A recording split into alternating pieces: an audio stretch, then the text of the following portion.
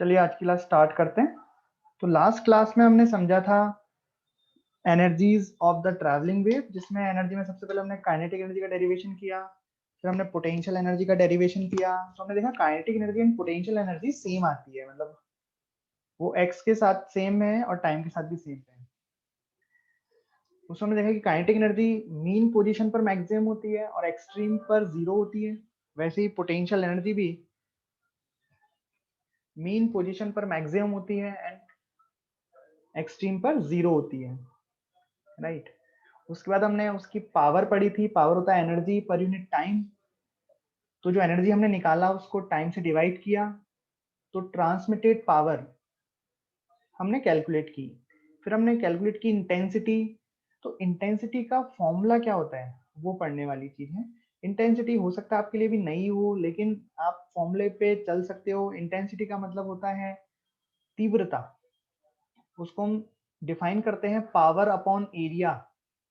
मतलब किसी particular area पर, सपोज इसका एरिया ए है, इस पर कितनी पावर पहुंच रही है, कितनी पावर इस पर इंसिडेंट हो रही है। पावर क्या होता है? जूल पर सेकेंड। मतलब बेसिकली इंटेंसिटी क्या है? जूल पर second per unit area.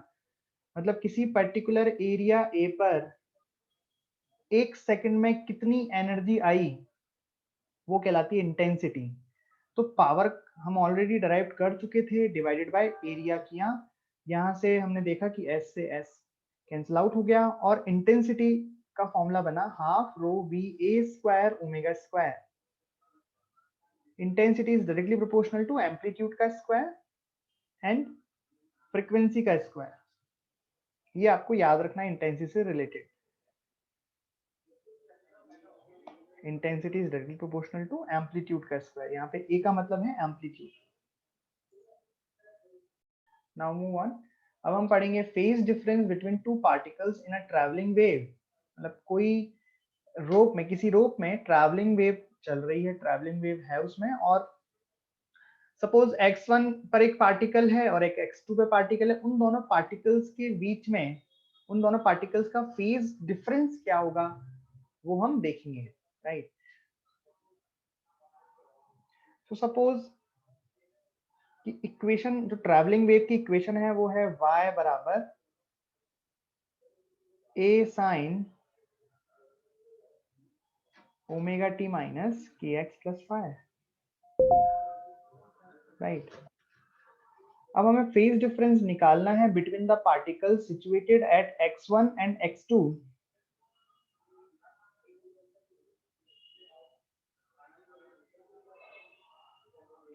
Phase difference between particles situated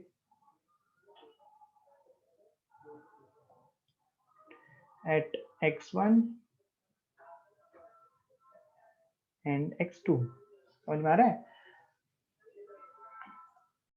चलिए सपोज यहाँ पे एक रोप है ऐसा, राइट। और ये हमने माना है रोप है ना, और इस रोप पर इस तरीके से ट्रैवलिंग वेव है। सो x1 x2 का क्या मतलब है? यहाँ से सपोज यहाँ इतनी दूर हम x1 पे बात करते, तो यहाँ x1 पे जो पार्टिकल है इस मोमेंट पर, किसी भी टाइम पर पार्टिकल यहाँ, और x2 सपोज यहाँ ये रहा। तो इन दोनों पार्टिकल्स के फेज में डिफरेंस आपको बताना है। तो हमें पता है फेज डिफरेंस निकालने के लिए पहले हमें इनकी इक्वेशन फाइंड करनी पड़ेगी। इनकी इक्वेशन कैसे फाइंड कर सकते हैं? हमें पता है ट्रैवलिंग वेव जो इस रूप में है वो ये वाली है, y बराबर ए एक्स ओमेगा टी माइनस के एक्स प्लस फाइव। इस x में अगर मैं इस x1 को पुट कर दूं तो मुझे किसकी इक्वेशन मिल जाएगी? इस पार्टिकल x1 के मोशन की इक्वेशन मिल जाएगी। और अगर इसमें मैं x2 पुट कर दूं तो मुझे क्या मिल जाएगा? इस पार्टिकल के मोशन की इक्वेशन मिल जाएगी। अब हमें मोशन की इक्वेशन मिल गई तो फेज डिफरेंस कैसे निकालेंगे? बहुत सिंपल है। देखो किसी पार्टिकल की इक्वेशन अगर आपको पता है तो जो साइन या कॉस के अंदर लिखा रहेगा वो फेज होता है। इसका डिफरेंस हमें अगर निकालना है तो उन दोनों पार्टिकल्स के लिए इसको हम सब्ट्रैक्ट कर देंगे, तो हमें क्या मिल जाएगा? फेज डिफरेंस मिल जाएगा, है ना। देखिए कैसे। तो हमें यहाँ क्या निकालना है? हमें निकालना है phase difference between particles situated at x1 and x2। तो x1 पे जो पार्टिकल है उसकी इक्वेशन क्या बन जाएगी? y बराबर a sin omega t minus के एक्स वन प्लस फाइव, है ना। ये कौन से, ये किसकी इक्वेशन मिल गई, उस पार्टिकल के एसएचएम की इक्वेशन। अगर एक्स को हमने फिक्स कर दिया तो इक्वेशन किसकी, एसएचएम की इक्वेशन, मतलब बेसिकली उस पार्टिकल के मोशन की इक्वेशन मिल गई। और x2 पर जो पार्टिकल है उसके मोशन की इक्वेशन कितनी रहेगी, a sin omega t minus के x two plus five, right. तो ये फाइव इनिशियल फेज है, ये तो है ना। पर जो साइन या कॉस के अंदर लिखा रहता है वो पूरा उस पार्टिकल का फेज कहलाता है। तो इस पार्टिकल का फेज क्या है, फाइव वन ये है, और इस पार्टिकल के लिए फेज फाइव टू क्या है, ये फेज, राइट। तो यहाँ पे हमें फेज डिफरेंस निकालना है, तो मैं लिखता हूँ डेल्टा फाइव मुझे निकालना है। मैं कर दूंगा phi one minus phi two, ठीक है। फाइव वन में कितना रखूंगा मैं, फाइव वन है ओमेगा टी माइनस के x one plus phi minus omega minus phi two कितना है, ओमेगा टी माइनस के एक्स टू प्लस फाइव, ये आ गया डेल्टा फाइव। डेल्टा फाइव मतलब ये है फेज डिफरेंस, इसको बोलते हैं हम फेज डिफरेंस, इसको ऐसे रिप्रेजेंट करते हैं, फेज डिफरेंस, ठीक है। तो फेज डिफरेंस यहाँ पे आप सॉल्व कर रहे हो तो कितना मिल रहा है आपको, k x two minus x one. तो आप यहाँ लिख सकते हो उसको डेल्टा फाइव बराबर के डेल्टा एक्स, राइट। बात समझ में आई आपको यहाँ पे। तो ये डेल्टा एक्स क्या है, डेल्टा एक्स है उन दोनों पार्टिकल्स के बीच में डिस्टेंस, उन दोनों पार्टिकल्स के बीच में डिस्टेंस, राइट। और डेल्टा फाइव क्या है, उनके फेज में डिफरेंस, है ना। इसको हम ऐसे भी लिख सकते हैं, हम जानते हैं के बराबर होता है टू पाई बाय लैम्डा। तो यहाँ पे हम डेल्टा फाइव को लिख सकते हैं two pi by lambda into delta x. आई बात समझ में, क्या ये बात आप समझे कि ये फॉर्मूला आ गया एक, मतलब इस तरह भी इसको हम लिख सकते हैं कि phase difference is equal to two pi by lambda into delta x. Delta x क्या है, उन दोनों पार्टिकल्स के बीच में उनके पाथ में डिफरेंस है ये, ठीक। अच्छा, तो यहाँ पे अब एक छोटी सी टेबल बनाते हैं कि सपोज अगर मैं यहाँ पे डेल्टा एक्स लिखूंगा, आपको बताना है कि अगर उन दोनों के पाथ में डिफरेंस इतनी है तो उनके फेज में डिफरेंस क्या होगी, ठीक है। तो सपोज उनके पाथ में डिफरेंस है लैम्डा, दोनों पार्टिकल के पाथ में डिफरेंस सपोज लैम्डा है, तो फेज डिफरेंस कितना आएगा, टू पाई, राइट। अगर path difference lambda by two है तो फेज डिफरेंस कितना आएगा, कैसे कर रहे हो आप, यहाँ पे डेल्टा एक्स की वैल्यू को यहाँ रख रहे हो तो कितना आएगा, पाई आएगा ना, ऐसे कर सकते हैं। अब जैसे अगर ये लैम्डा बाय फोर हो गया तो कितना आएगा, ऐसे चलते जाएगा, राइट। तो आप यहाँ क्या देख रहे हो, जैसे जैसे मैं पाथ डिफरेंस को आधा करते जा रहा हूँ, इधर फेज डिफरेंस भी आधा होते जा रहा है।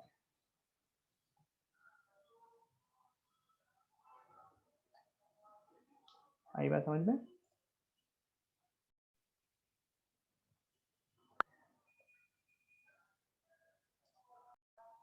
चलिए, superposition of two wave. Superposition का मतलब क्या है कि दो वेव को हमने सुपर इम्पोज कर दिया। सुपर इम्पोज का मतलब समझो कि हमने उनके जो डिस्प्लेसमेंट है उनको उनका वेक्टर सम कर दिया।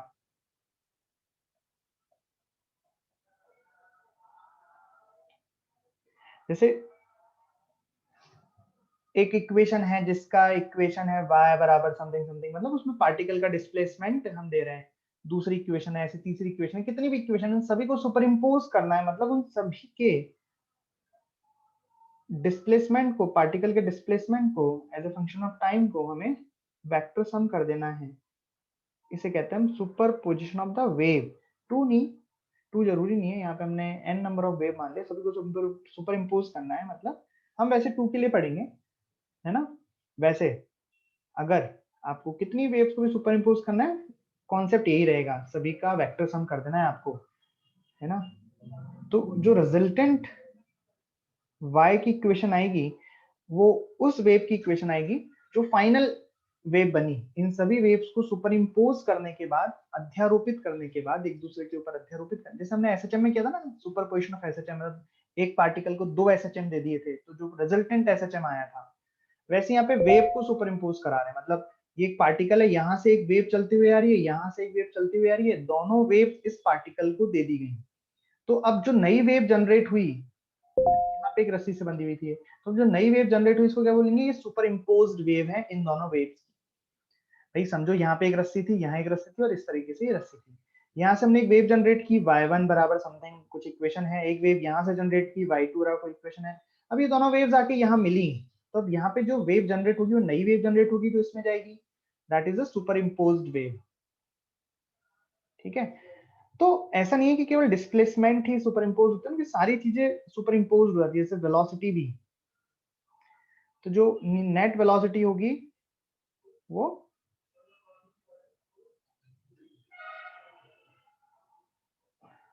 वो भी उस वेव की वेलोसिटी के सुपर इम्पोज हो जाएगी।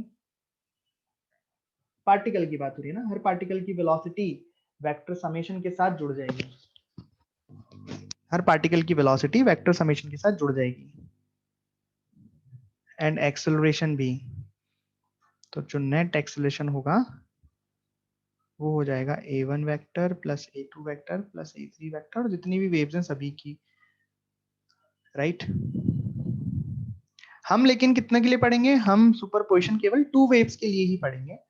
ये जो वेव्स का सुपरपोजिशन पढ़ रहे हैं, ऐसा नहीं कि स्ट्रिंग वेव के लिए ही हो, ये साउंड वेव के लिए भी पॉसिबल है, कोई भी वेव हो, कोई फर्क नहीं पड़ेगा उससे। जैसे सपोज ये रस्सी है ना, यहाँ पे अभी मैंने जो डायग्राम बनाया था उसी डायग्राम फिर से बना रहा हूँ।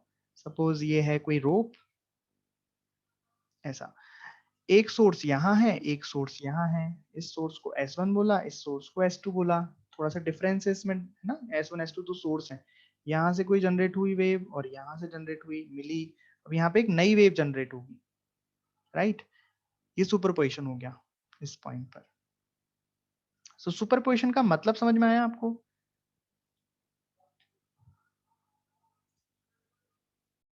ओके, तो हम 1D वेव्स में सुपरपोजिशन पढ़ने वाले हैं और 2 वेव्स को हम मिलाएंगे, ठीक है, करके देखें।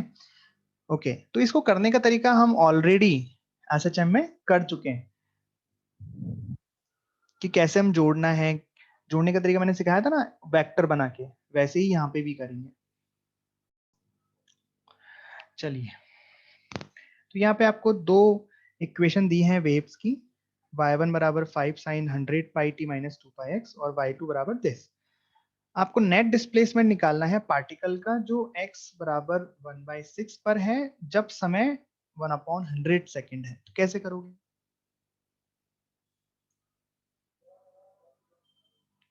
समझ में आ रहा है आपको क्या हुआ है?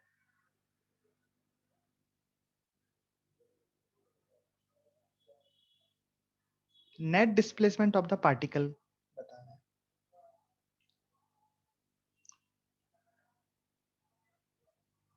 तो क्वेश्चन समझो पहले, क्वेश्चन क्या है, सपोज ये रस्सी है, ये है रोप, है ना, ये रोप है, यहाँ पे x बराबर 0 है, ठीक है। अब यहाँ पे 2 वेव सुपर इम्पोज हो रही हैं, ये वाली और ये वाली। तो इसमें जो वेव चलेगी वो कौन सी होगी, इसमें जो वेव ट्रेवल करेगी वो नेट वेव होगी ना, सुपर इम्पोज्ड वेव होगी। तो यहाँ पे कोई पार्टिकल है x बराबर 1/6 मीटर पर, उस पार्टिकल का 1/100 सेकेंड पर डिस्प्लेसमेंट क्या होगा, ये पूछा गया है। तो कैसे करें? तो हम जानते हैं y नेट बराबर कितना है,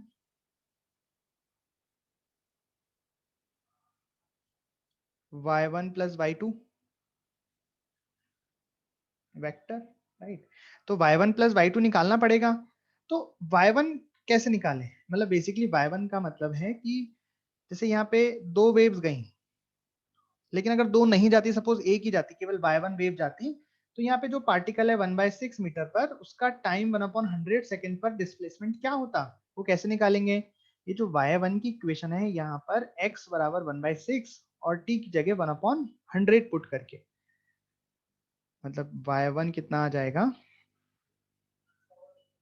5 sin 100 pi into 1/100 minus 2 pi into 1/6। समझे? तो y1 कितना आया, सॉल्व करो इसे,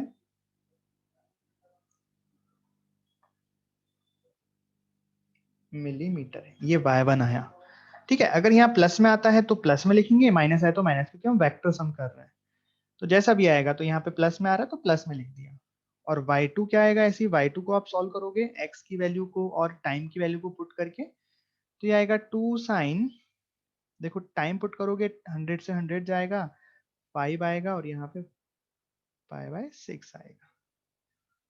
तो ये कितना आ रहा है, 1 मिलीमीटर। ठीक है, तो y नेट कितना हो गया बताओ,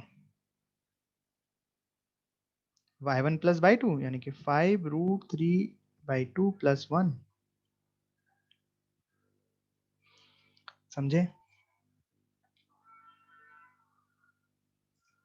ना। तो इस तरीके से करते हैं, ये तो हो गया इक्वेशन में। अब डायग्राम में कैसे करें, सपोज कि यहाँ पे एक रोप है ऐसी, और रोप में एक पल्स ऐसे जनरेट हुई और सपोज एक पल्स ऐसे जनरेट हुई। ठीक है, ये पल्स इधर जा रही है सम वेलोसिटी से और ये पल्स इधर जा रही है सम वेलोसिटी से। तो जब ये दोनों सुपर इम्पोज्ड होंगी, सपोज v वेलोसिटी से जा रहे हैं एक दूसरे की तरफ, है ना, इसका एम्पलीट्यूड सपोज a है और इसका एम्पलीट्यूड मान लो 2a है। तो एक मोमेंट आएगा जब ये और ये साथ साथ एक ही जगह पे होंगी, उसे बोलेंगे अपन सुपर पोजिशन हो रहा है इन दोनों का, राइट। अरे बात समझ में आई। एक मोमेंट आएगा ना जब ये और ये सेम एक ही जगह पे आ जाएंगी, मतलब ऐसा कुछ यहाँ पे। तो यहाँ पे अब क्या होगा, क्या यहाँ पे ये बनेगा, यहाँ पे जो एम्पलीट्यूड होगा, यहाँ पे जो पल्स बनेगी उसका एम्पलीट्यूड a होगा, यहाँ पे जो पल्स बनेगी उसका एम्पलीट्यूड 2a होगा क्योंकि इसका एम्पलीट्यूड 2a है। या यहाँ जो पल्स बनेगी वो इन दोनों का सुपरपोजिशन होगी और मैक्सिमम एम्पलीट्यूड यहाँ पे 3a आएगा, क्योंकि वेक्टर सम होता है ना, ये भी a ऊपर है यानी कि प्लस a, मैक्सिमम इसका प्लस a है और इसका मैक्सिमम प्लस 2a है, तो मिलके कितना हो जाएगा प्लस 3a। जब ये दोनों सेम बिल्कुल एक दूसरे के ऊपर होंगे तो यहाँ पे कुछ इस तरीके से पल्स बनेगी जिसका एम्पलीट्यूड कितना है 3a, राइट। मतलब कुछ इस तरीके से कि ये हो गई 2a वाली पल्स, ये ए वाली पल्स, ये दोनों एक ही जगह पे आ गई, बिल्कुल एक दूसरे के ऊपर आ गई, तो यहाँ का हर पॉइंट उन सभी पार्टिकल्स का वेक्टर समेशन हो गया, डिस्प्लेसमेंट का वेक्टर समेशन हो गया। कैसे, देखो यहाँ बीच वाले पार्टिकल की बात करें जिसका एम्पलीट्यूड सबसे ज्यादा है 2a और इसका a, तो मिलके कितना हो गया 3a। पर ऐसा थोड़ी ना इसी का सबका हुआ है, गौर से देखो, यहाँ इसका इतना है, इसका इतना है, जुड़ के कितना आ गया, इतना आ गया, यहाँ वाले को इतना, उतना समूह के इतना आ गया, यहाँ वाले का इतना आ गया, फिर इस तरीके से दिखाई दिया। और उसके बाद क्या होगा कि देखो ये इधर से आई, ये इधर से आई, दोनों मिली, उनका सुपरपोजिशन हुआ, उसके बाद क्या हुआ, क्या यही खत्म हो गई कि नहीं, इसके बाद ये वाली इधर निकल जाएगी और ये वाली इधर निकल जाएगी, मतलब कुछ ऐसा, ये इधर v वेलोसिटी से, ये इधर v वेलोसिटी से निकल जाएगी, इसका एम्पलीट्यूड 2a और इसका एम्पलीट्यूड a, ऐसा होता है। करके देखना आप कभी, मैं आपको दिखाता हूं अभी, ठीक है। दूसरा, ऐसा करते हैं, एक और केस लेते हैं जिसमें पल्स ऐसे आ रही है और ये वाली ऊपर आ रही है, इसकी वेलोसिटी v है, इसकी वेलोसिटी भी v है, बट इसका एम्पलीट्यूड a है और इसका एम्पलीट्यूड 2 है। अब बताओ क्या होगा जब दोनों सुपर इम्पोज होंगी वेव्स, तो क्या होगा, फाइनल रिजल्टेंट वेव क्या बनेगी सुपर इम्पोजिशन के बाद, सुपरपोजिशन के बाद ऐसा। तो वो मोमेंट जब ये दोनों वेव्स एक दूसरे के ऊपर आ जाएंगे, तो यहाँ पे भी कॉन्सेप्ट तो सेम ही लगेगा, डिस्प्लेसमेंट समेशन होगा, डिस्प्लेसमेंट का, डिस्प्लेसमेंट वेक्टर क्वांटिटी है ना, वेक्टर समेशन होगा। तो आप सोचो कि ये 2a है ऊपर और नीचे a है, तो यहाँ पे जो पार्टिकल्स हैं वो कहाँ पे होंगे, तो देखो ये इसका डिस्प्लेसमेंट ऊपर हो गया 2a, इसका हो गया नीचे -a, तो इनका जो समेशन हुआ वो कितना आया a ऊपर की तरफ। आई बात समझ में, मतलब यहाँ पे इस मोमेंट पर जब ये सुपर इम्पोज होंगी वे, उस मोमेंट पे यहाँ पे जो पल्स बनेगी उस पल्स का एम्पलीट्यूड a होगा। क्यों होगा,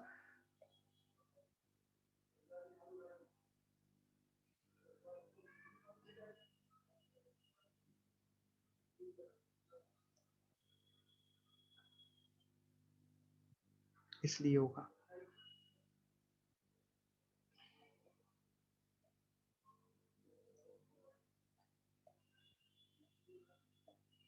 राइट, इन दोनों का, हाँ बिल्कुल। इसके बाद क्या होगा, वही जो पहले हुआ था वो इधर निकल जाएंगी, वो इधर निकल जाएगी।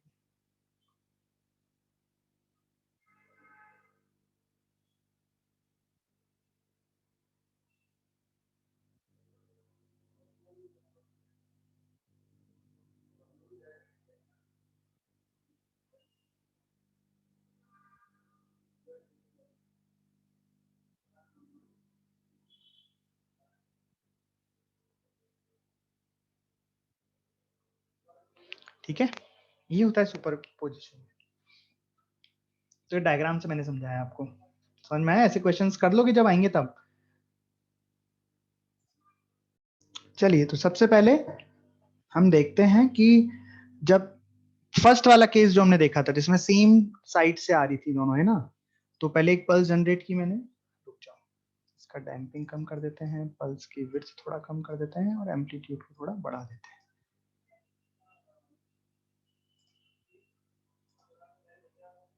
ये देखो, अभी तो एक ही पल्स जा रही है इसमें, राइट, थोड़ा स्लो कर देते हैं।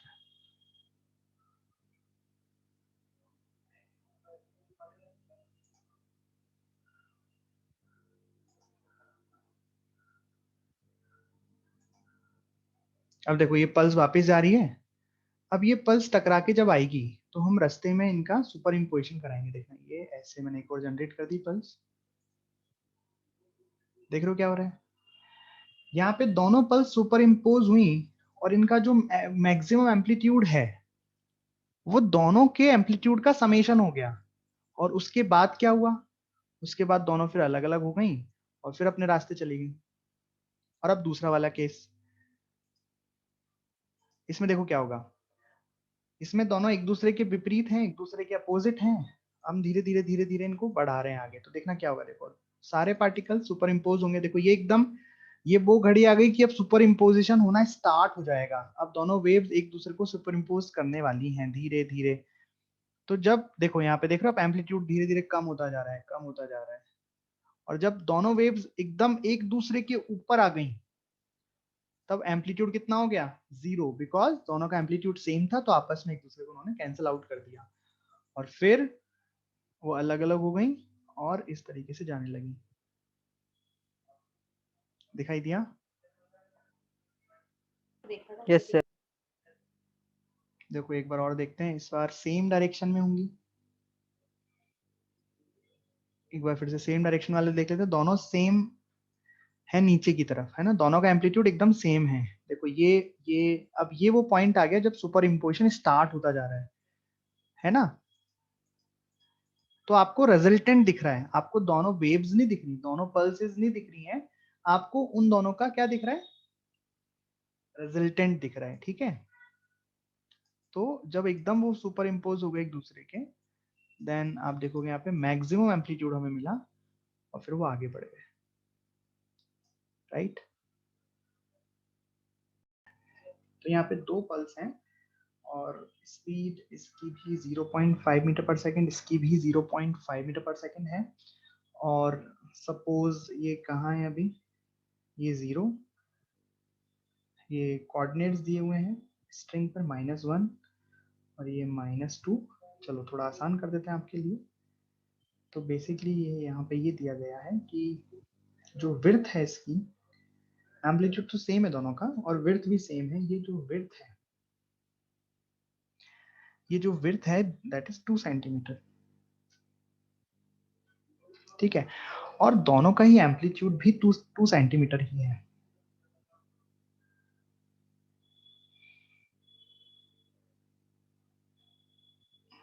ना। दोनों की वेलोसिटी दे ही रखी है। ये जो सिचुएशन है t बराबर 0 के लिए आपको बताया हुआ है कि t बराबर 0 पर ये सिचुएशन है, इस तरीके से पल्स एक दूसरे की तरफ आ रही हैं। यहाँ पे हमने टाइम स्टार्ट किया, पल्स भी स्टार्ट हुई। आपको बताना है resultant pulse, resultant diagram of the pulse when time is 2 second, after time 2 second, t बराबर 0 के बाद 2 सेकंड, 2 सेकंड के बाद इनका रिजल्टेंट पल्स क्या होगा। है ना, बहुत अच्छा सवाल है, सिंपल भी है। तो आपको बस ये पता लगाना है कि 2 सेकंड में ये कितना चलेगा, 2 सेकंड में ये कितना चलेगा, और ये आपको कैसे दिखाई दे रहे होंगे। अगर आपने वो पता लगा लिया, उसके बाद फिर रिजल्टेंट निकालना है, वो तो बड़ा ही आसान है।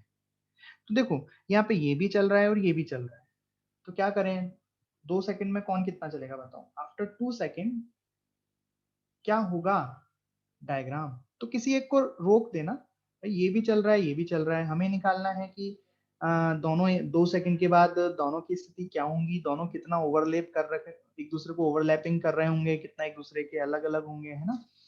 तो ऐसा करते हैं ना, इसको रोक देते हैं, सपोज इसको रोक देते हैं, तो इसकी वेलोसिटी कितनी हो जाएगी, 2v, रिलेटिव वेलोसिटी। और अगर इसकी वेलोसिटी 2v हो जाएगी तो 2 सेकंड में कितना चलेगा ये मैं निकाल सकता हूँ, है ना। 2 सेकंड में कितना चलेगा बताओ, डिस्प्लेसमेंट कितना हो जाएगा 2 सेकंड में। वेलोसिटी हो गई 2v इंटू 2, सो वेलोसिटी है 0.5 इंटू 2, तो ये 2 सेकंड में 2 सेंटीमीटर चलेगा। अच्छा, एक चीज मैंने नहीं दी, इन दोनों के बीच में डिस्टेंस, इन दोनों के बीच में जो डिस्टेंस है वो 1 सेंटीमीटर गिवन है। कितनी गिवन है, 1 सेंटीमीटर इन दोनों के बीच में डिस्टेंस गिवन है, राइट। ये चीजें आपको गिवन है। यहाँ पे मैं सॉल्व करना स्टार्ट कर रहा हूँ, मैंने इसको रोका, तो इसकी वेलोसिटी 2v हो गई, तो 2v वेलोसिटी से 2 सेकंड में कितना चलेगा, 2 सेंटीमीटर चलेगा, राइट। इसको हमने रोका हुआ है और ये 2 सेंटीमीटर चला, लेकिन दोनों के बीच में यहाँ जो डिस्टेंस है तो 1 सेंटीमीटर है, लेकिन इसको कितना चलना है, 2 सेंटीमीटर, तो ये यहाँ तक पहुंच जाएगा। समझ में आ रही है बात आपको, ऐसे बनेगा कुछ डायग्राम। मतलब इन दोनों का मैं डायग्राम बनाऊं, केवल डायग्राम बना रहा हूँ अभी, अभी मैं इनको सुपर इम्पोज नहीं कर रहा हूँ, अभी मैं सिर्फ ये देख रहा हूँ कि ये कहाँ पहुंच जाएगा, राइट। जैसे जो ये ट्रायंगुलर पल्स है ये तो अपनी जगह पे ही है, बिकॉज हमने रिलेटिव में सॉल्व किया है ना, ट्रायंगुलर पल्स नहीं चली कहीं भी, ट्रायंगुलर पल्स अपनी जगह पे ही है, ठीक है, उसको हमने रेस्ट पे ले लिया, तभी तो इसकी वेलोसिटी 2v हुई। लेकिन ये 2 सेकंड में कितना चला, ये 2 सेकंड में 2 सेंटीमीटर चलेगा। तो अब समझना कि ये वाला हिस्सा 2 सेंटीमीटर आगे जाएगा, तो ये वाला हिस्सा कहाँ दिखेगा आपको 2 सेकंड बाद, यहाँ ऐसे दिखेगा, बोलो। 2 सेकंड के बाद क्या ये हिस्सा, ये इसकी जो साइड है रेक्टेंगुलर पल्स की, वो यहाँ दिखेगी क्या, राइट, यहाँ दिखेगी ना। और फिर उसके बाद बचा कुछ रेक्टेंगुलर पल्स जो भी रहेगा, रेक्टेंगुलर पल्स, क्योंकि उसकी विड्थ 2 सेंटीमीटर है ना, तो ये ओवरऑल 2 है, तो एक हिस्सा यहाँ गया तो 2 सेंटीमीटर बाद यहाँ। तो किसी को डायग्राम में दिक्कत है कि सर आपने ये वाला फोटो कैसे बनाया, तो ये मैंने 2 सेकंड के बाद क्या स्थिति होगी पल्स की, ये एक दूसरे को कितना ओवरलैप कर चुके होंगे ये एक दूसरे को, वो मैंने बनाया यहाँ पे, राइट। तो जो पार्ट ओवरलैप्ड है मैं उसको कर रहा हूँ यहाँ पे, ठीक है। तो इसको मैं सॉलिड लाइन कर देता हूँ क्योंकि ये ओवरलैप्ड नहीं है। देखो तो ओवरलैप्ड पार्ट कितना है, तो ओवरलैप्ड पार्ट अगर मैं देखूंगा तो सिर्फ कितना है, इतना ओवरलैप्ड है पार्ट, मतलब इतने ही पार्ट में सुपर पोजिशन हुआ है। आई बात समझ में।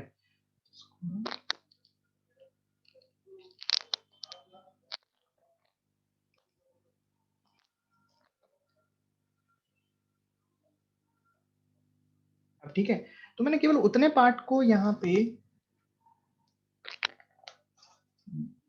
डॉटेड लाइन बनाया है, जितना पार्ट सुपर इम्पोज है उसको ग्रीन कलर से भी मैं शो कर देता हूँ। तो इतना पार्ट सुपर इम्पोज है, मतलब वेव का केवल इतना पार्ट ही सुपर इम्पोज हुआ है, बाकी इतना पार्ट सेपरेट है ये, राइट।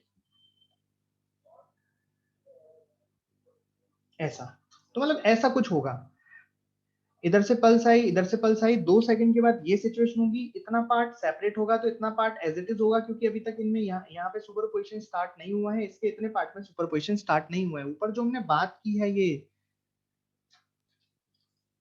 ऊपर हमने जो ये बात की है कि भाई इनका एम्पलीट्यूड इतना हो जाता है उतना हो जाता है, तो इस केस में हमने देखो पूरी तरीके से सुपर इम्पोज किया है, मैंने एनिमेशन दिखाया था उसमें भी पूरी तरीके से सुपर इम्पोज हुआ था, तब ऐसा दिखाई दिया था, लेकिन उससे पहले भी कुछ हो रहा था। आप ध्यान से देखो, मैं बोल रहा था कि ये रिजल्टेंट दिखाई दे रहा है, राइट।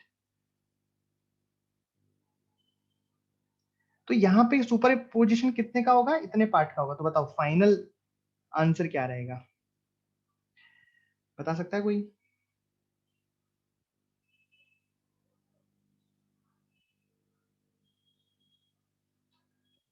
कि देखो मैं फाइनल रिजल्टेंट वेव लिख रहा हूँ यहाँ पे, ठीक है, राइट, फाइनल रिजल्टेंट वेव लिख रहा हूँ।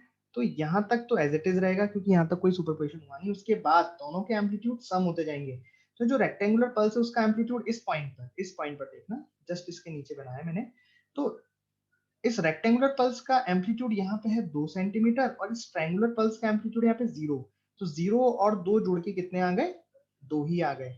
मतलब इस पॉइंट पर इसका एम्पलीट्यूड 2 ही रहेगा। पर लेकिन जैसे जैसे हम आगे बढ़ रहे हैं वैसे वैसे रेक्टेंगुलर पल्स का तो एम्पलीट्यूड 2 ही है, लेकिन ट्रायंगुलर पल्स का एम्पलीट्यूड बढ़ता जा रहा है। तो मतलब यहाँ से फिर एम्पलीट्यूड बढ़ता जाएगा। कहाँ तक बढ़ेगा? यहाँ तक, क्योंकि यहाँ पे रेक्टेंगुलर पल्स का एम्पलीट्यूड भी 2 हो गया और ट्रायंगुलर पल्स का एम्पलीट्यूड भी 2 हो गया, तो टोटल यहाँ पे 4 हो गया। मतलब इसके बाद कुछ इस तरीके से रहेगी वेव। दिखाई दे रहा है आपको?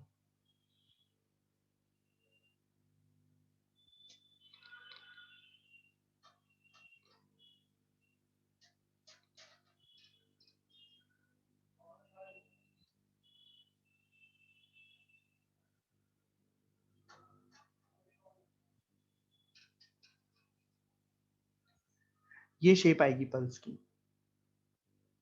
भाई इसके आगे का तो एज इट इज रहेगा ना, क्योंकि यहाँ तो कोई सुपरपोजिशन हुआ नहीं है, तो इसके आगे का तो एज इट इज रहेगा। यहाँ पे इसको मैं ब्लू से डिनोट कर देता हूँ। जो एज इट इज पार्ट रहेगा उसको मैं ब्लू से डिनोट कर रहा हूँ। जो चेंज हुआ वो वाला पार्ट है ये।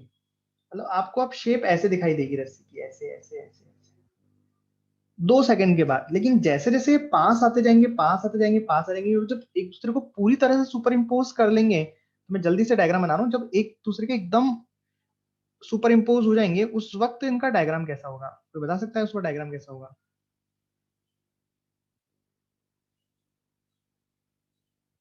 जब ये एक दूसरे के एकदम सुपर इम्पोज हो जाएंगे एक दूसरे के ऊपर, जैसे ये रेक्टेंगुलर पल्स हो जाएगी और ये ट्रायंगुलर पल्स एक दूसरे के ऊपर, तो रिजल्टेंट कैसा आएगा बताओ?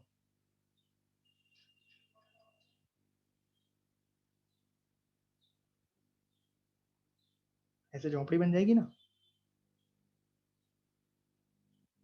समझ में आया?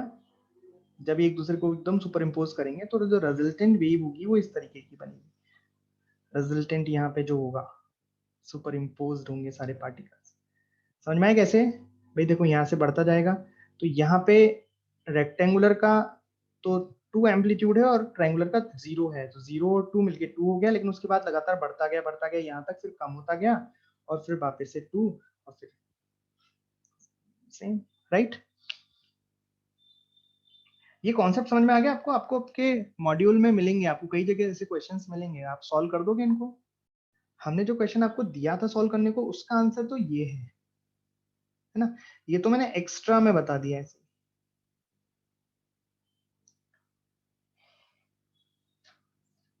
ओके चलो आगे बढ़े। अब पढ़ेंगे हम applications of superposition of waves.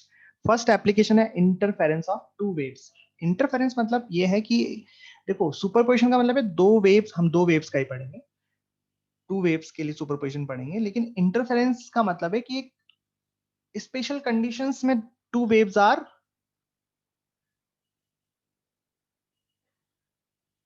Super impose, right? Two waves are superimposing in the special condition, तो उसको नाम दिया हमने इंटरफेरेंस। ठीक, तो क्या स्पेशल कंडीशन है इसमें? तो कंडीशन समझ में आई आपको सुपरपोजिशन की? दोनों का एम्पलीट्यूड लगभग सेम होगा, मतलब अलग हो सकता है एम्पलीट्यूड, लेकिन बहुत ज्यादा अंतर नहीं होना चाहिए। बट फ्रीक्वेंसी सेम होनी चाहिए, वेवलेंथ सेम होनी चाहिए, और travelling in the same direction in a medium.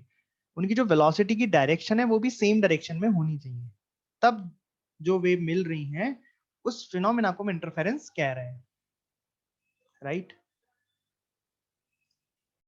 Initial phase उनका कुछ भी हो सकता है वो सेम हो सकता है वो सेम ना हो, राइट? इनिशियल फेज में भी डिफरेंट। तो यहाँ मानो कि ये एक सोर्स S1 है, ये सोर्स एक S2 है। सोर्स S1 से वेव चली, सोर्स S1 से ऐसे वेव चली, राइट? सोर्स S2 से वेव चली और इस पॉइंट P पे मिली।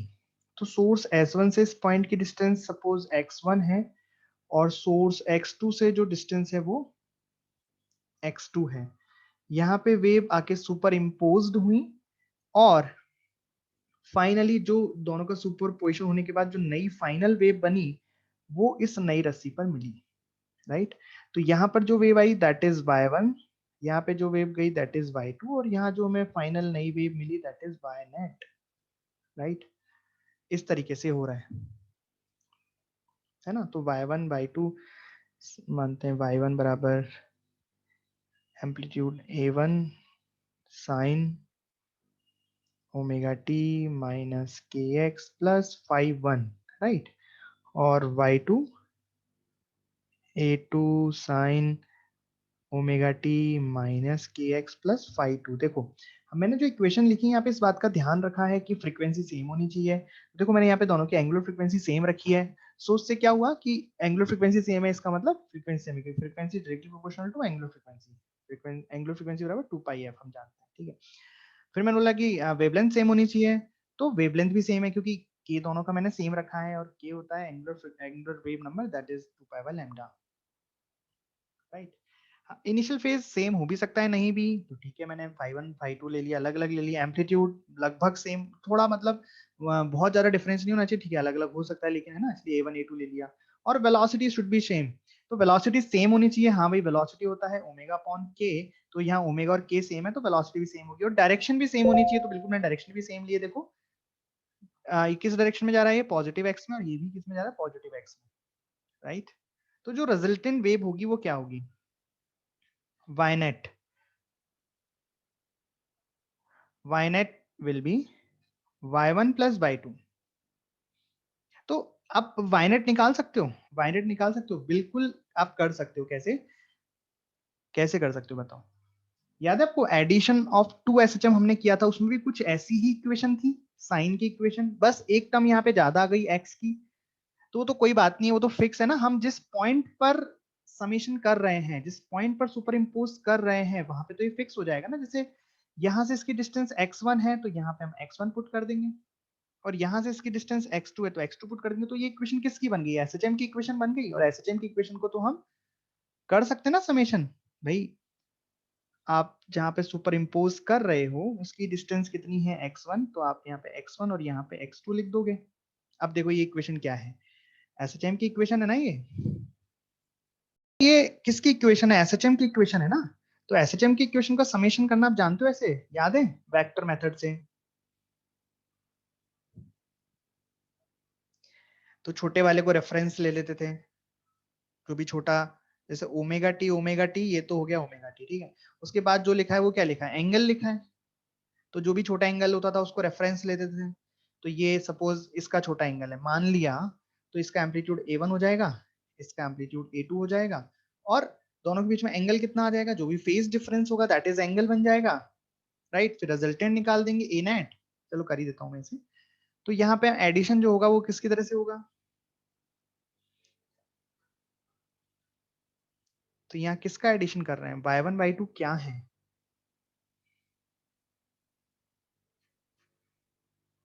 y1 y2 दो एसएचएम है। अगर हमने उसमें पार्टिकल फिक्स कर दिया p, p फिक्स कर दिया ना, यहाँ से डिस्टेंस की x1 है, यहाँ से डिस्टेंस x2 है, तो मैंने x1 x2 पुट कर दिया तो ये पॉइंट फिक्स हो गया। तो ये चीज क्या बन गई, इस पार्टिकल की एसएचएम की इक्वेशन, वेव 1 का ये पार्टिकल है तो उसका एसएचएम यहाँ पर इतना होगा, वेव 2 है तो इतना होगा, दोनों को जोड़ दिया तो हम क्या कर रहे हैं, एडिशन ऑफ एसएचएम, राइट। और एडिशन ऑफ एसएचएम हम जानते हैं कि कैसे करते हैं, उसमें आपको छोटे वाले को रेफरेंस लेके इधर a1 लिखना होता है, फिर जितने जो भी फेज डिफरेंस है दोनों के बीच में, फेज डिफरेंस मैंने निकालना सिखाया है कि आप बस इसको घटा दो, इसके फेज में से इसके फेज को घटा दो, दैट इज फेज डिफरेंस। तो फेज डिफरेंस हम मान लेते हैं डेल्टा फाई, इसका एम्पलीट्यूड आ गया a2, रिजल्टेंट, सपोज रिजल्टेंट यहाँ आ जाएगा ए नेट, तो आप ए नेट लिख सकते हो कितना आएगा, अच्छा इसका जो ये वाला एंगल है दैट इज अल्फा हो जाएगा, राइट। तो ए नेट कितना हुआ,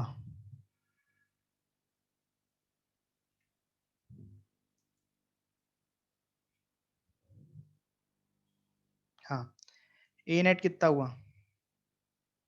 वेक्टर सम a1 का स्क्वायर प्लस a2 का square plus 2a1 a2 cos delta phi, मतलब phase difference, right?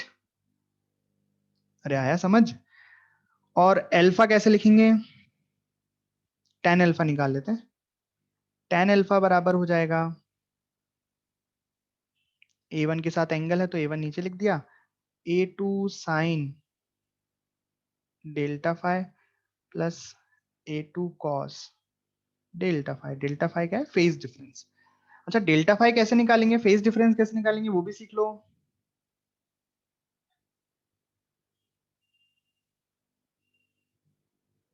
Phase difference कैसे निकालेंगे बताओ? सब्ट्रैक्ट कर दें? सब्ट्रैक्ट कर दें इसमें से ये, राइट? सब्ट्रैक्ट करने पर कितना आएगा? देखो एक टर्म तो इसका बन जाएगा k डेल्टा x का, राइट? क्योंकि जब हमने वहां निकाला था, जब मैंने आपको उसका वो घटा के इसको इसमें से फेज को डिफरेंस निकाल के आपको बताया था k डेल्टा x, वहां पे मैंने ध्यान से देखना, इनिशियल फेज सेम लिए थे तो इनिशियल फेज कट गए थे, कैंसिल आउट हो गए थे, लेकिन यहाँ पे इनिशियल फेज मैंने अलग अलग लिए हैं, तो जो फेज डिफरेंस है वो कितना आएगा? k delta x plus phi two minus phi one. तो ये वाला जो फेज डिफरेंस है किसकी वजह से आया? पाथ डिफरेंस की वजह से, कि ये वेव पहले स्टार्ट हो गई, ये वेव लेट स्टार्ट हुई है, मतलब थोड़ा आगे स्टार्ट हुई है, तो जिस पॉइंट पर वो मिल रहे हैं, तो जो वेव फर्स्ट है वेव है उसने तो x1 डिस्टेंस ट्रेवल किया यहाँ तक पहुंचने में, और सेकंड वेव ने x2 डिस्टेंस ट्रेवल किया, तो दोनों के पाथ में डिफरेंस कितना आ गया? Delta x, right? तो फेज डिफरेंस हमने निकाला, पर ये वाला फेज डिफरेंस किसकी वजह से है? पाथ में डिफरेंस की वजह से। और ये वाला फेज डिफरेंस किसकी वजह से? इनिशियल फेज डिफरेंस की वजह से, राइट?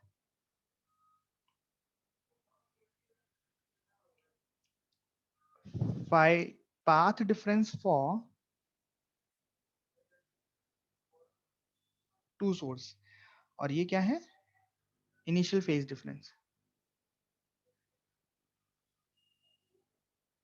अब ये जो भी आएगा आपको क्या करना है, ये जो भी आएगा आपको क्या करना है, आपको तो उसकी वैल्यू इसमें रखनी है, डेल्टा फाई, जहां जहां डेल्टा फाई लिखा हुआ है, ये जो डेल्टा फाई आएगा यहाँ रख दो, यहाँ रख दो, यहाँ रख दो, और आपका आंसर आ जाएगा, राइट? तो फाइनल इक्वेशन क्या लिखेंगे वो तो हमने लिखी नहीं, कि वाई नेट की इक्वेशन क्या आएगी? वाई नेट की इक्वेशन क्या आएगी? फाइनल क्या लिखूं? यहाँ लिख देता हूँ, दोनों को जोड़ा हमने, तो वाई नेट का मतलब जो रिजल्टेंट वेव बनी उसकी इक्वेशन कैसे लिखोगे? तो आगे लिखना पड़ेगा आपको रिजल्टेंट एम्पलीट्यूड, वो हम निकाल चुके हैं, रिजल्टेंट एम्पलीट्यूड साइन, और अंदर क्या लिखते हैं याद है?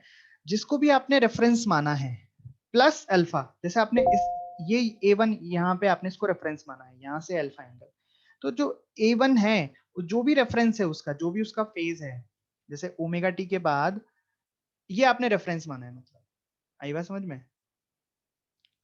तो आपने यहाँ पे 1 को रेफरेंस माना है, तो इसका जो भी फेज है वो रेफरेंस हो जाएगा प्लस अल्फा। तो मैं यहाँ पे कुछ वैल्यूज नहीं डाल रहा हूँ, जस्ट यहाँ पे लिख रहा हूँ कि वाई नेट कितना हो जाएगा? A net sine phase of 1 plus alpha. ये बात समझ में आई क्या भाई? फेज ऑफ 1 कितना? इस पर्टिकुलर, मैंने एक जनरलाइज सॉल्यूशन लिख दिया, पर इस पर्टिकुलर एग्जांपल के लिए मेरे को लिखना होता, जो मैंने यहाँ पे एग्जांपल लिया है, तो मैं यहाँ पे देखो A1 को मैंने रेफरेंस माना है, इसका फेज कितना है? ओमेगा टी माइनस के x one plus five one, मैं यहाँ पे ये लिखूंगा ओमेगा टी माइनस के x one plus five one और प्लस अल्फा जो भी आएगा, और अल्फा ऐसे निकाल लेंगे। आई बात समझ में है कि नहीं आई बात समझ में? बोलो।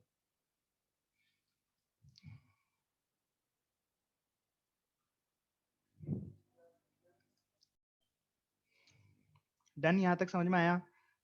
अब कुछ पॉइंट्स जो ध्यान रखने वाली, देखो यहाँ पे फ्रीक्वेंसी हमेशा सेम होगी, तो जब भी हम इनका फेज डिफरेंस निकालेंगे तो ये टाइम का टर्म हमेशा कट जाएगा, राइट? तो टाइम का टर्म कट जाएगा, मतलब इसका जो फेज डिफरेंस है वो टाइम के रेस्पेक्ट में कांस्टेंट रहेगा, है ना? तो इसलिए हमने फ्रीक्वेंसी सेम ली है। मतलब इंटरफेरेंस तभी हो सकता है जब इनका फेज डिफरेंस टाइम के रिस्पेक्ट में कांस्टेंट रहे, मतलब टाइम चेंज होने पर फेज डिफरेंस को चेंज नहीं होना है। तो ऐसे सोर्स जिनका फेज डिफरेंस टाइम पे डिपेंडेंट नहीं होता है, टाइम से इंडिपेंडेंट रहता है उन्हें हम कोहेरेंट सोर्स कहते हैं, राइट। मतलब यहाँ पे जो सोर्स S1 और S2 हैं, ये सोर्स कैसे कहलाएंगे? कोहेरेंट सोर्स कहलाएंगे। They are coherent source because phase difference in source से जो वेव निकली उनका जो फेज डिफरेंस है does not depend on the time, right. ठीक है, तो इंटरफेरेंस में जो फेज डिफरेंस होगा that is does not depend on the time, it is independent with respect to time, right. Okay, तो ये बात होगी एम्पलीट्यूड की। हम एम्पलीट्यूड सीख गए कि जो इंटरफेरेंस होगा उसमें दो वेव का इंटरफेरेंस हो रहा है, तो रिजल्टेंट एम्पलीट्यूड क्या आएगा, जो नई वेव बनेगी उसका एम्पलीट्यूड क्या होगा, इक्वेशन क्या होगी, अल्फा क्या होगा। एक चीज और देखनी है कि उसकी इंटेंसिटी क्या होगी। सपोज जो वेव्स आ रही हैं यहाँ पे इनकी इसकी इंटेंसिटी 1 है, इसकी इंटेंसिटी I2 है, इसकी इंटेंसिटी I1 है, राइट। मीडियम सेम ही है, देखो यहाँ लिख रहा है सेम मीडियम, है ना। ओके, और ओमेगा भी सेम है। तो याद करो इंटेंसिटी मैंने बताया था कि अगर मीडियम सेम होती है तो intensity directly proportional to amplitude का स्क्वायर एंड ओमेगा का स्क्वायर। यहाँ पे फ्रीक्वेंसी सेम है तो मैं क्या लिखूंगा, intensity is directly proportional to amplitude का स्क्वायर। तो यहाँ पे देखो जो वेव्स हैं इसकी इंटेंसिटी I1 एंड I2 है, तो रिजल्टेंट वेव की इंटेंसिटी क्या होगी। तो इंटेंसिटी में क्या रिलेशन होगा वो भी हमें निकालना है, वो भी बहुत इंपॉर्टेंट रिलेशन है, खूब सवाल उससे आते हैं। ठीक है, ठीक है। अब इंटेंसिटी पढ़ रहे हैं। इंटेंसिटी में रिलेशन पता है मुझे कि इंटेंसिटी इज डायरेक्टली प्रोपोर्शनल, अगर मीडियम सेम है और फ्रीक्वेंसी भी सेम है तो intensity is directly proportional to amplitude का स्क्वायर। कोई कांस्टेंट इंट्रोड्यूस कर लेते हैं हम C नाम से। सपोज ये हमने, मतलब हमें पता है बहुत सारे टर्म्स रहते हैं, उन सबको मिला के हमने C बोल दिया, CA²। तो मीडियम सेम है, फ्रीक्वेंसी सेम है, तो ये सारी चीजें जो है यहाँ पे ओमेगा स्क्वायर भी थी, म्यू स्क्वायर, हाफ, बहुत सारे कांस्टेंट थे, उन सबको हमने C बोल दिया, राइट। अब देखना ध्यान से, हमें एम्पलीट्यूड का फॉर्मूला पता है, रिजल्टेंट एम्पलीट्यूड A नेट बराबर कितना है, अंडर रूट ऑफ A1 का स्क्वायर प्लस A2 का square plus 2A1 A2 cos delta phi. मैं दोनों साइड स्क्वायरिंग कर रहा हूं तो ये फॉर्मूला बन जाएगा A नेट का स्क्वायर बराबर A1 square plus A2 square plus 2A1 A2 cos delta phi. ये A1 A2 क्या है तो समझ में आ रहा है ना। A1 का मतलब है फर्स्ट वेव का एम्पलीट्यूड, A2 का मतलब है सेकंड वेव का एम्पलीट्यूड, राइट। और वैसे इंटेंसिटी भी दे रखी है, फर्स्ट वेव की जो इंटेंसिटी है that is I1, first wave की intensity I1 and second wave की इंटेंसिटी दैट इज I2। ठीक है, हमें रिजल्टेंट वेव की इंटेंसिटी यानी कि I नेट निकालना है, राइट। तो कैसे करें बताओ। यहाँ पे मुझे पता है intensity directly proportional to CA² है, तो A² को मैं क्या लिख सकता हूँ यहाँ, A² बराबर I/C। तो C तो सभी के लिए कांस्टेंट होगा क्योंकि मीडियम सेम है, फ्रीक्वेंसी सेम है। I बदल जाएगा बिकॉज एम्पलीट्यूड सभी का अलग अलग है। तो यहाँ क्या लिखूंगा मैं, I नेट का square upon C, sorry, right. A² की जगह I/C में रिप्लेस कर दूंगा सभी जगह पे। तो फर्स्ट वेव का एम्पलीट्यूड I1 है तो इसके करस्पॉन्डिंग जो इंटेंसिटी दैट इज I1/C,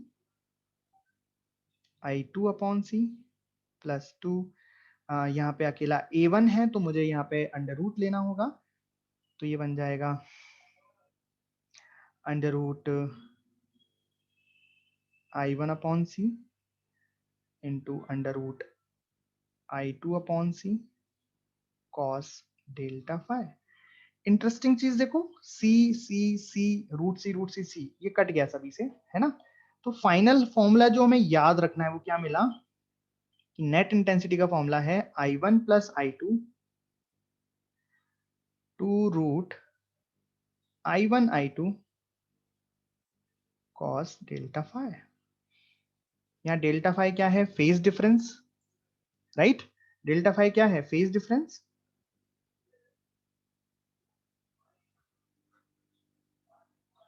ऐसा आया समझ। ओके, अच्छा इसकी मैक्सिमम वैल्यू क्या हो सकती है, इसकी मैक्सिमम वैल्यू क्या हो सकती है, इसमें मैक्सिमम I नेट मैक्सिमम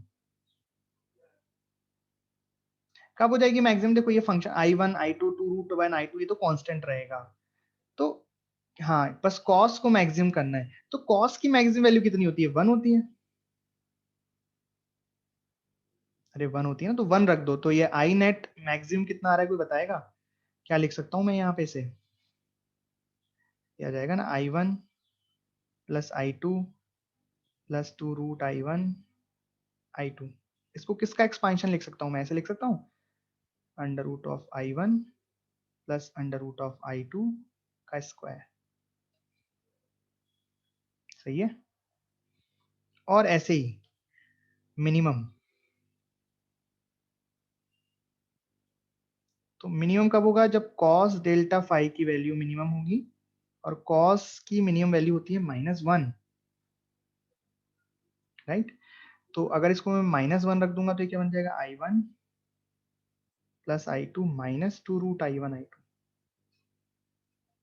तो ये किसका एक्सपांशन बन जाएगा? Under root I1 under root I2 का होल स्क्वायर।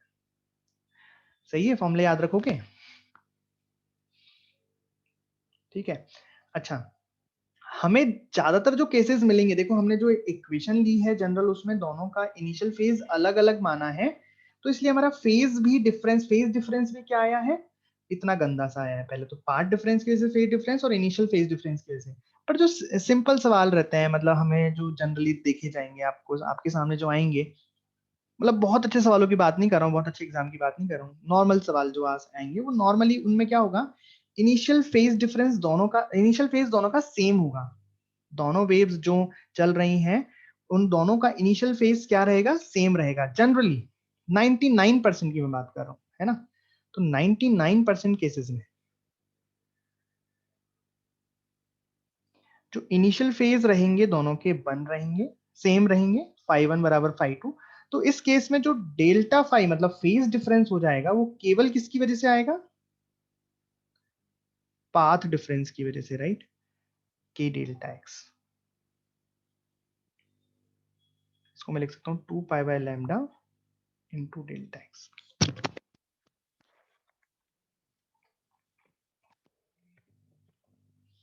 राइट, ये बात समझ में आई आपको? यहां तक क्लियर है सबका? चलिए आज हम यहीं तक रखेंगे, फिर आगे इसको हम थोड़ा सा और, तो इसको अच्छे से समझ लेना।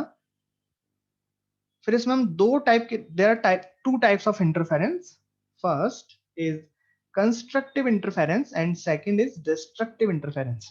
कल टाइप्स पढ़ेंगे और कुछ क्वेश्चंस करेंगे इसके, बट वो तभी समझ में आएंगे आपको जब आप ये थ्योरी एकदम अच्छे से पढ़ के आओगे, सुपर पोजिशन की पूरी थ्योरी, राइट। तब आपको टाइप्स ऑफ इंटरफेरेंस भी समझ में आ जाएंगे। ओके, ओके, वो कल करेंगे।